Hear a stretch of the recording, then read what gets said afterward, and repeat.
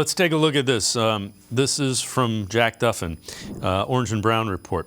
In 2022, there were 88 edge rushers with 250 or more pass rush snaps. Here's their ranking in their pressure rate, the pressure win rate. So Za'Darius Smith was 9th with a 15.2 win rate. Myles Garrett 10th, 14.9, and Okunrankwo 22nd, 13.4. CBS Sports goes on to grade it as an A-plus trade for the Browns.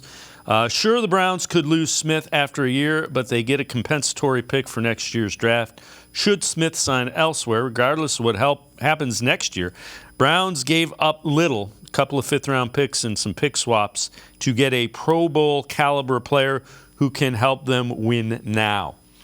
Two things about that. The pressure win rate, that's ridiculous in a good way for the Browns. And they're in win now mode.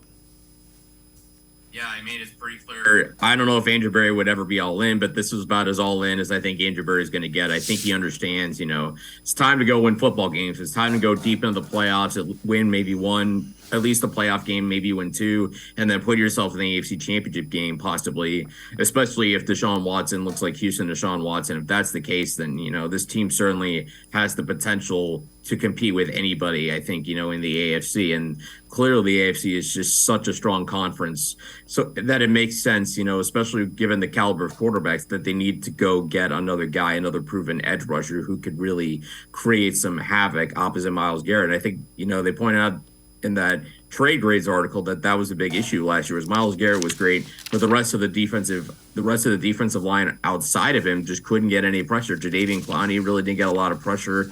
Alex Wright looked too raw, really struggled as a rookie, showed that he was very raw and still needs some work to his game. And there was really nothing to speak of from the interior. So now, in the span of an offseason, they've signed Dalvin Tomlinson to help with the run defense. They've signed Obo Okoronkwo as a potential starter, and then they've traded for Za'Darius Smith. I mean, Andrew Berry, just when you look at the defensive line alone, it's clear he is not messing around this offseason.